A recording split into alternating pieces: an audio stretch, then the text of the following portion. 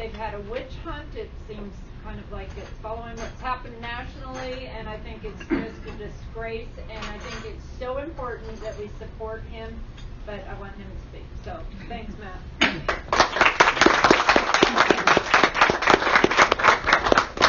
Stand over here so I'm not with my back to anybody. Anyways, hi, I'm Brett Kavanaugh. I did want to say before I got started that I'm glad that Marlene and party leadership is doing this again. When I was party chair, which seems like 2 lifetimes ago, we made a point of having one Upper County meeting every year. It was one of the 12, and we did it at the theater one year. We did it at the I think the Elks Club one year, or the post office. Yeah, the post office one year, and then we did it. We did it out at the South Cle Elum Depot one year. It's really funny. I used to hate that meeting because it was the one meeting I had to drive like an hour and a half. Now that I live up here, I love this meeting. I think we should do this every month to make things a lot easier. I want to talk about a few things because I know there's just way too many things to talk about at the state level, and I could bore you to death. But I do want to say to what Greg said about the FSEC sighting and the marijuana sighting, that Senator Warnick and I have been working on a bill for the last 4 months, actually with Ian Elliott, to make it so that FSEC has to honor local zoning. And we already tried with marijuana, and there was some very powerful marijuana advocates that blocked it, but they're no longer there. So we might go back at marijuana again, but we have a bill drafted that we're working on. We're crossing the T's and dotting the I's. That says if FSEC comes in and says, here's where you're going to put solar farms, or here's where you're going to put wind farms, whatever, you do have to honor the local process as well. We'll probably get some pretty strong pushback from environmentalists who feel that there are 2 places in Washington State, Seattle and then their backyard. And basically wind farms and solar farms and everywhere should go where other people live, not where they live. And so they want the green energy, they want the clean energy, they want to drive around in the Priuses and tell everybody how environmentally sound they are, but they don't want wind farms and solar farms in Bellevue or Mercer Island, because that's where important people and rich people live. But we can put them out here in Kittitas, and we don't care if we destroy your property values or anything like that. So, Senator Warnick and I are doing our best to fight back, but it won't be ex post facto. It'll only be moving forward, and that's if we're successful. And my primary concern is that our governor is running for president. And he's not going to do anything that is seen as anti-environmental, and so he'd probably veto it, even if we got it to his desk. But legislation is about being patient and incremental, and you just keep going at it until you get it fixed. Anybody who's lived under the Growth Management Act knows that we had to suffer for 15 years before we could amend it in any way, and we've been suffering under FSEC, for 15 years, and I think maybe they're ready to start amending it a little bit. But we will be working on that. I think I'll talk to you a little bit about what's coming down the pipeline for me at the state level, and it's not good, obviously, but we're having a rough year. I mean, there's no doubt about it. Historically, the party in power kind of gets knocked around a little bit in midterms. There's only like 2 exceptions in the last century, and one was when Franklin Delano Roosevelt was riding the wave of the New Deal, and he didn't lose seats in his first midterm. But even Franklin Roosevelt was probably the most popular president, lost seats in the midterm the rest of his other 16 years in office or whatever. And then one was George Bush, the younger, because his midterms came right after, there was some obviously national security crisis, and he did okay. But we're going to lose seats, folks, and that's unfortunate.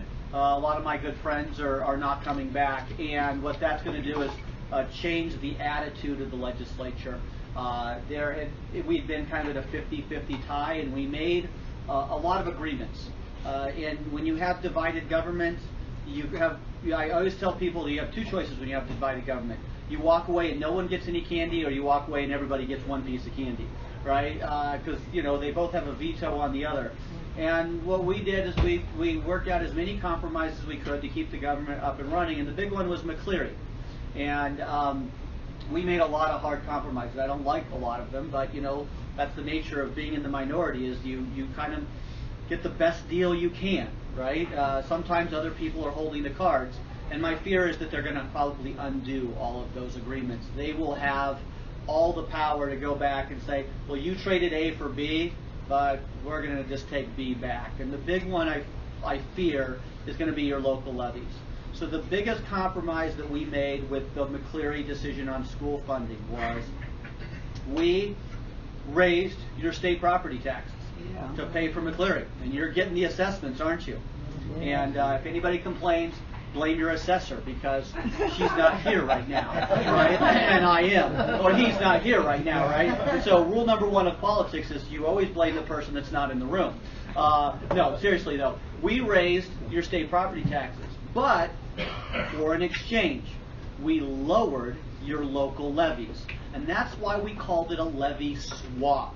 So if your state taxes went up $1.20 per assessed thousand, we lowered your levies, right, by about an equal amount. And so it was supposed to be this one goes up, but this one goes down by an equal amount. And it was generally revenue neutral for you. And if you lived in Kittitas, it was. And in fact, your net on balance is that your total taxes went down. Not a lot, about $50 per house. Now, of course, everybody got their assessments. They're like, oh my gosh, my taxes went up. Part of that was because the housing market finally recovered. Another part was you were only looking at the state portion. You weren't looking at the levy portion, which is going down. Well, come January, they're going to say, yeah, we raised your state property taxes in agreement for lowering your levies, but we're going to remove all those caps on the levies, and those are probably all going to go back up, right? So that's the one thing. The other thing is that I don't know if how many of you have been following the kind of teacher negotiations around the state and people going on strike? So again, we made the best deal we could. We added $8 billion to education. And $8 billion is a lot of money. Even when you're talking about Washington State, we start sniffing at millions, right? It's like, oh, if you don't get to the B, then you're only talking about millions, it doesn't matter. But we added $8 billion. And that's your money. And we get that. Okay? Now, in exchange for that $8 billion increase, we lowered your local taxes by about $3.5 billion. So net balance, we took about $5 billion out of your pocket to pay for McCleary. And in exchange for that, we got rid of the little backroom shenanigans. And what used to happen is we'd say, here's $500 million for special ed, and here's $600 million for materials and supplies, right? And here's $400 million for vocational ed, and it would all come down. And they're like, we're not bound. It's for allocation purposes only. So all that money that you gave us for these categorized things, we're just pushing it into teacher raises and tri-days and blah, blah, blah. And, hey, thanks for the money, but we can do what we want with it. So what we did is we said, the court's going to make us give you the $5 billion anyways. We might as well get the best deal we can. So we said, we're going to give you the $5 billion, but now special ed money has to be spent on special ed kids. And if we give you vocational ed money, you've got to spend it on vocational ed, right? And if we give you classroom reduction money, this was my amendment to the bill. I said you got to spend it on classroom reduction, right? So if I'm going to give you, $200 million for smaller classroom sizes, you've got to have smaller classrooms, right? Well, negotiations at the local level just basically ignored that, and they basically. Probably about 70% of the school districts in the state have come to us and said, we all signed agreements that we'll be in the red within 2 to 3 years. And if you don't give us the money to backfill it, we'll just have to lay off teachers or shut schools down. So basically what the local bargaining units did is they ignored all of the rules, and they you remember the crash of 2008? They said, well, we're too big to fail. What are you going to do? Let Chrysler go out of business? You're going to let Shearson Lehman go out of business? Seattle School District and the Bellevue School District are like, we know we signed contracts that are not sustainable. We know we will be bankrupt in 3 years, and we know you're going to bail us out because we're the Seattle Public Schools. What are you going to do? Let us go bankrupt? Yes. Yeah. Well, but we won't because we're cowards, right? I mean, at the end of the day, we're not, the legislature, which is dominated by Seattle, is not going to let the Seattle School District. So we've already looked at the numbers. We're probably going to have to come up with $300 to $400 million in additional revenue to backfill deals that we had no control over. And that's not even the pension. I was the chair of the pension committee last year, and I'm the vice chair now. But when you raise salaries, you also raise pension obligations 20 years down the road, right? Because it's, geometric, not arithmetic, right? It's exponential, I guess is the word I would say. And we had budgeted the pensions based on the fact that you would have the raises that we built into the McCleary decision. But when they doubled that, we hadn't accounted for the fact that that will now double our pension obligations. So we're going to have to come up with $300 to $400 million to backfill the actual raises, and I'm going to have to come up with another probably $200 million to make it so that my pension plans are sustainable. So I'm probably looking at least a half to a 2/3 of $1 billion just in the next 2 to 4 years. People like me will say no, and I'll say, look, a deal's a deal, and you should honor the deal. But the number one rule of politics is that 51 votes defeats any argument. You don't have to be right if you have 51 votes, and they've got 51 votes.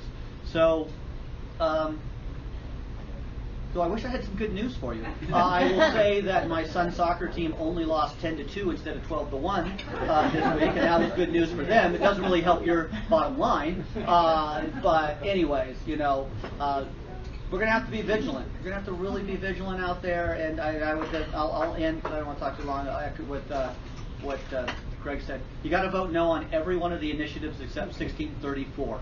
1634 is a prohibition on grocery taxes. Yes. And you saw Seattle had the soda tax, right? It's a prohibition on any other cities. But every other initiative is a disaster. It's a gun control initiative, it's a we hate cops initiative, and it's a carbon tax initiative. And the only good one is 1634, which is a no taxes on groceries. So you got to remember 3 no's and 1 yeses, but it'll be an uphill battle. And with that, I'll take some questions. How can they get away with doing the grocery tax anyway? How do they do the grocery tax anyways? Well, what they do is they get around it. They're Seattle. They have clever lawyers like we do, and they're like, well, we're not taxing groceries, we're taxing sugar, right? And there's no prohibition against that. The frustrating one was the gun control. How many of you have watched year after year as every one of Tim Eyman's tax reduction initiatives were kicked off the ballot because there was one T that wasn't crossed or one rule that wasn't followed? Those gun control guys, they broke like about 8 different rules. It was documented. The court said, yep, we see that you broke all the rules. It's still going on the ballot. There's one rule, there's one set of justice for conservatives, and there's another set of rules for liberal initiatives. And we have to follow the rules, and they don't. And the court almost said as much. So if you can only go to the Supreme Court here, so we have to take everything to the Supreme Court? No, we don't have any grounds to go to the federal Supreme Court. This is a state issue. We argue it on state grounds. We went to the state Supreme Court, and they're like, you lose, and we're done. So it will be on the ballot, and we can't kick it off. And they admit it. They're like, yep, this violates all the rules, but it's on there anyways. When Tim Eyman breaks one rule, it's off. Tab issue is up again.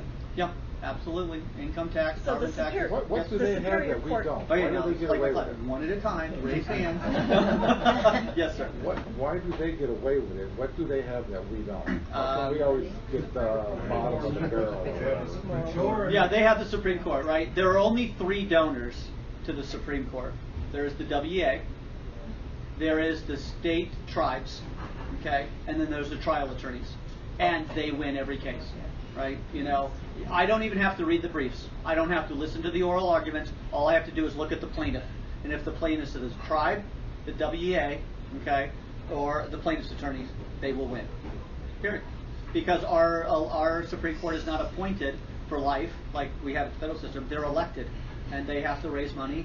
And if they don't vote the right way, they don't get the money, and then they lose. So it's the best justice money can buy. Yes. How come, all these billionaires have control over our government, and like Olympia, like with the gun control, and like Seattle has, the guns and the bullets and because all it's that. expensive to run. She asked me, why is it that billionaires have so much control? It's incredibly expensive to run an initiative. I can tell you folks that when Washington became a state in the 1870s, 1880s, right? No, 1893, right? I probably should know that. Yeah, you shouldn't vote for me. But anyway, it's like 1893. It was a populist idea. It was the idea that the common person could go out and collect a few signatures and say, I'm going to trump the billionaires. right? The power to the people. But now it costs $2 million to collect the signatures necessary to get on the ballot. And it costs another $2 million to litigate it through the AG's office for a title. And then it costs another $10 million to run the ads. So the only people that are playing the initiative game are the billionaires, and it's completely opposite of what we actually intended 130 years ago. But, you know, God help the legislator who tries to mess with the initiative process. You might as well just write your own exit ticket. So that's a problem. Val is first, and then I'll go there. I was just going to clarify that the Superior Court, I believe it was Thurston County, did uphold the case. That we won. Yes. They won. It was the Supreme Court, Justice Fairhurst, that voted against. Yeah. The lower courts are not corrupt. They're not bought. Go ahead. Matt, it just seems to me that the education system is sucking up a huge amount of money of the state. Maybe it's up to 80%. No, it's 51%. Okay, it is now it's headed for 80 if they get their way. It's 51 cents of every dollar. So at what point, you wonder, is the state going to say, hey, we don't have any more money to keep handing you guys millions? Well, it's really funny.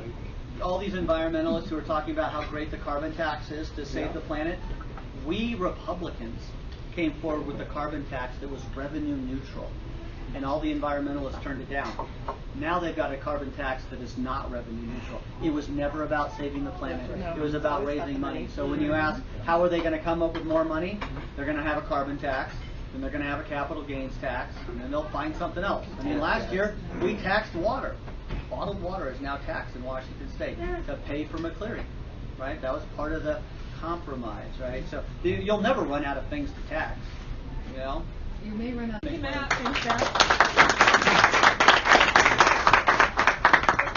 so quick rundown of our party real quick, so we'll wait. So